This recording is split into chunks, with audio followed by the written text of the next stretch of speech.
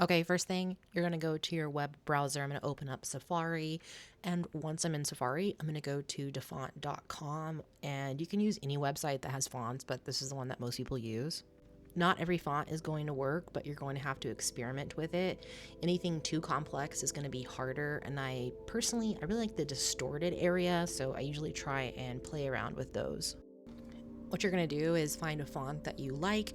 Once you find it, all you have to do is click the download button, and it's pretty simple after that. You just hit install and it's going to show up in your font book, and this works on Macs and PCs in the same kind of type of way. An obvious disclaimer, some are not for commercial use, so if you're planning on selling patterns, you need to take a look and see what the license is on those, which you can find in the info of all of the fonts. If you're on a Mac, it's pretty simple. Once you download it, you just hit install, and this is going to pop up in your font book, which is kind of a similar thing on PC. And your font book basically contains all of the fonts that you had installed or have ever downloaded. This font book is super important because this kind of allows you to get a glimpse of the font that you're using. And when you're searching for the name, you can kind of just compare it to what's shown here. Once you have the font or fonts that you want, you're going to go ahead and open up Google Chrome and start a new graph. You will have to restart any browser that you use, which is why I switch between Safari and Google Chrome. And you will have to use either Google Chrome Edge or Opera for this to work. And you also have to be a premium member, which is pretty cheap in my opinion, especially since I use it like every day. Before I make my actual graph, I kind of just play around with a blank space, and that's what we're doing for the tutorial. I'm just going to open up a blank graph and get started and show you how to find those fonts. All of your color palettes kind of exist over here, and you can change them when you're making the text as well. On the navigation pane up here, you can find the T icon for text, and that basically opens up a panel where you are going to modify your text. This panel is where you can change the font, you can add your words, and you can also change the color. Once you add the word, all you need to do is select the font type, and this is where your font book comes in because you can look at the picture and compare that to what you're actually trying to achieve. Now you can just go in and select the name of the font that you want and see how this actually looks. Without getting into too much detail, basically converting a font to pixel can change the way it looks, but also the size that it needs to be legible, and this is where you're going to have to play around a lot. Typically, I like to kind of get in the color that I want, which you can change in the text pane, or you can change that in your color box in the far left corner. I'll kind of see if there's a way to make the text smaller, how does that look? And if it doesn't work at a smaller zone, I will typically go ahead and switch to a different font. I open up my font book and I take a look, and I just play around clicking on fonts, seeing how they actually look once they're in the graph. This font is way too big, and it's going to be hard to kind of narrow it down to what I want, especially if you're working in a smaller area and you don't want your pattern to be over 100 stitches, which is pretty large. I want to switch to a different font. Different fonts have different ways that they transform in the pixel format, which means that sometimes certain letters may not appear. You can kind of overcome this by typing one letter at a time, but typically I just get my entire word into the text box and I see how that looks, and then I modify it later. If you're really wanting to expand your designing skills, you need to work with multiple fonts at the same time, which is super easy. It means typing out a letter at a time and using different fonts. Sometimes I'll just type a letter out, I'll scroll and randomly pick one and see how that looks. And basically what I'm looking for is the visual weight, basically meaning how does this look? Are the letters too big? Are they too small? And do they work together? In this text box, you can also italicize or bold, and this can change the way these letters appear. Either way, we're going to do major editing on these letters, which is super important to refining your technique. Typically, I spend 2 to 5 hours picking out the font and designing the letters, and this doesn't even include pattern designing. And that sounds really frustrating, but it's actually really satisfying because you're working with nothing and you're creating something that really represents the vision. And even if you don't have background in design, you are going to start teaching yourself stuff that you didn't know before, which is super cool. After you get the baseline of the font that you want or fonts, you need to start editing each of the individual pixels. And this is super easy What I'm basically doing is going in and trying to refine these pixels. Even though I've already imported a font, it doesn't mean that it's going to line up perfectly for the technique that I'm using. I have examples of this later, but in knitting, your stitches are basically a ladder, whereas in crochet, they lean a little bit. That means you have to design your graphs and letters to kind of consider each of these two factors. So for that, I go in and I edit each of the letters to make sure that they don't have really narrow spaces where there could potentially be gaps in the actual finished work. What you're watching me do here is basically adjust each of the pixels. So that means like I'm going to the H and I'm adding depth or width, additional lines to make sure it looks thicker, it looks better. If something is really thin, then it might not actually translate well. And I hate to say this, but that kind of comes from just doing it over and over and learning what areas do or don't match up when you're knitting. Even the smallest changes can make a huge difference to what your font is actually saying. So right now, something that looks really eclectic could be changed to look more medieval if I added more additional lines coming off the H or the L. Or I could make it look more streamlined, like a serif font. Think of something like Apple, by making everything look really uniform. The biggest choice I make is whatever I'm designing, I try to think of what it's representing in the font. So for instance, if I was designing something about medieval history, I want the font to reflect that. Or if I was talking about tech and science, I would want something maybe more uniform.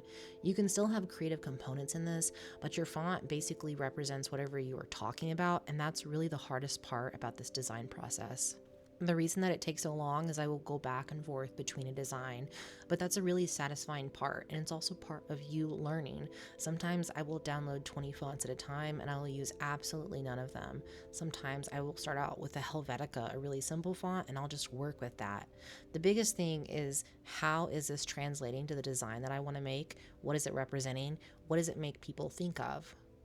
The one thing that you don't want is to knit or crochet something that takes so many hours and then to get a single comment that says, "What does this say?"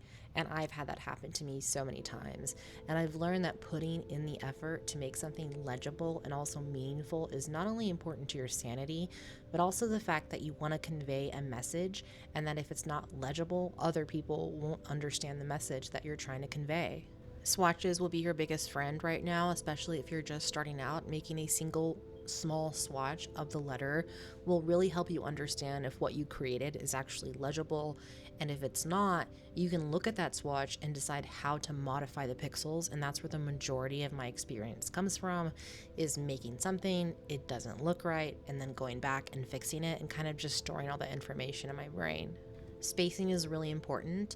I like to maintain an even amount of space between each of the letters.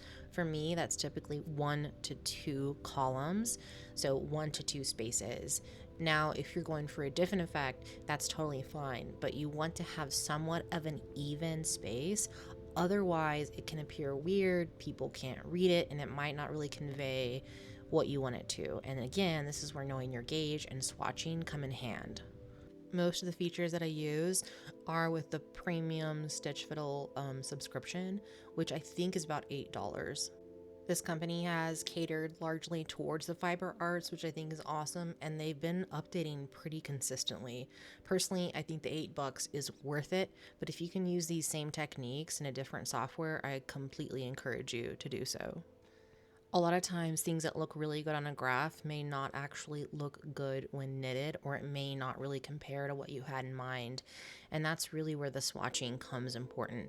Even if you don't understand a gauge, if you can understand how to knit these particular colorwork pieces, especially with text, I use two-stranded colorwork if you knit, then that really helps you understand, okay, this didn't work, let's do this next.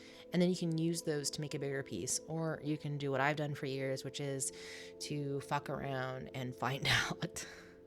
Adding even tiny pixels like additional little motifs to this H and this L kind of gave this more of maybe a creative, playful or medieval type vibe. And that's cute, but if I don't want that, then I know I don't add those things.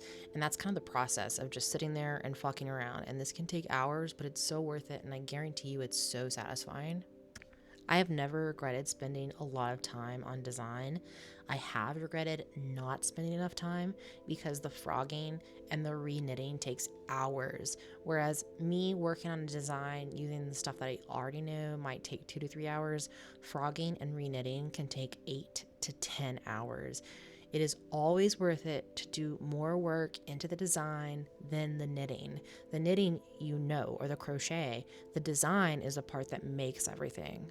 Another piece that's really going to help you is working on color design, and I'll hopefully do another video on this, but just changing your colors is so important to how your design is presented. It can be playful, it can be serious, all based off of your colors. The great thing about stitchfiddle is it has a lot of different yarn brands that you can plug in, and it will color match to those so that you kind of know, okay, this is the color I've plugged in and this is the color I'm actually knitting with. I'll do another video on this, but design, color, and font are super connected and they tell the story. The words themselves are important, but the color and the font can tell more of a story than even the words themselves. So if you're looking to make something with a particular tone, the color, the font, all of that has a huge role to play. If you have never designed stuff before, the best example is the Apple font, which is a pretty simple font in itself. But when you see Apple or you see the Mac logo, you think of Mac, you think of Apple and all of the things associated with it. The same thing happens when you knit and you design your own font. It gives a person a unique sense of who you are, what story you're trying to tell. You don't need to go to design school or art school for this. It's just basic concepts about how we present ourselves and how it's perceived. Because the most important thing is not so much what you're trying to tell, but how it's perceived by your audience. Another really important factor to consider is that oftentimes you're working within a limited amount of stitches. You don't necessarily want to work with a huge amount of stitches. This means that you need to work with your font and get it within that range that you want. If you just use insert font and type, you're probably going to really struggle with this. And that's where the kind of creative part comes in, where you modify them to fit things in. And it's sometimes a huge struggle, but it's always worth it. If you don't have the yarn for your project, this is a great place to kind of plan for that, especially the background. A pure white or a pure black background is never suggested the same way it is in painting. Using pure colors doesn't always transform the way you want it to because colors reflect off of each other, and this goes for knitting and crochet as well. So this is a great place to play around and see how the background may affect the visual contrast or hue of those colors. Okay, let's move into some examples of some things I would look out for, and don't worry, these are all my own examples from when I started and where I'm at right now. In the first example in red, the things that I'm looking for is that these letters are not connecting. You can see on the tip of the E and the top of the E that they're basically kind of these lone pixels. They're not connected. But if you look at the example of what I would call maybe a more correct or spaced out version, you can see a really defined space. Like if I'm looking at the E on the far right, it does look more formal, and the E on the left looks more fun. But the problem is if I knit the E on the left, what's going to happen is you're essentially going to have these blank spaces where you have to duplicate your stitch, or it just doesn't look the way you want it to, leading to you frogging and potentially being upset. Here's another example of me. So in this first example, you can see this is one of the very first color work that I ever did. This is 2-stranded with some intarsia. And, it's fine. And I think everybody should fuck around and find out. I really mean that. But if I'm looking back from my experience, I can see some areas that are not connecting. The R is not connected. The A is not connected. The I is weird and pinched. The J and the U are not connected. And the easiest way to fix this would be to add a pixel into the chart right there on the A, right there on the M and the R, and basically connect those. They don't have to be super thick, but there needs to be a connection that translates well into knit or crochet. And if you don't, it's not the end of the world. But it is something that if you know now, can save you a lot of time learning in the future. Okay, here's a better example, although I'm looking at it and I can see a lot of things that I would change now, but that's not relevant. But what you can see is that the letters are connected. You can see areas where they may be more jagged, or, like the W has like these jagged lines, which is pretty typical in fiber art, but I would say they're pretty legible and they're clear, they're connected. I could draw these out, there's no gaps, and I think that's the most important part. And like I said before, this is a learning process. At no point are you going to be like, oh, this is the perfect font. You can save it a million times, but the point is to continually learn and evolve. This piece was like a pretty straightforward Silent Hill piece. I wanted to convey a tone that was almost monotone, something that was distant, something that was separate from the individual speaking, and that's what I went with. And it's a pretty simple serif font, but at the end of the day, it worked out really well for me. This is an example of how you can change and improve. I hope you enjoyed this. In my next video, I want to talk about better ways to think like a graphic graphic designer. The process is I did a lot long of stuff and in it's my life, hard, but and it's none of worth these it. are comparable to probably somebody who's looking for it. But I know a lot of people just want to like think about different ways to think about things, and I hope to provide some insight. And if you liked this, I would love it if you could like comment, subscribe, whatever. If you follow my socials, you know that I am unemployed. So I'm trying to put more work into everything I do, blah, blah, blah. And I also just like, honestly, just want to make it easier because I think most of the tutorials out there are good, but there's not a lot on color work, intarsia, and two-stranded knitting, and like the way that is I've been doing, and I guess it's kind of popular. But I thought, somebody out there wants it. I know I wanted it, so here we are. And I hope you like it. If not, I don't know. Anyways, thank you for listening if you made it this far.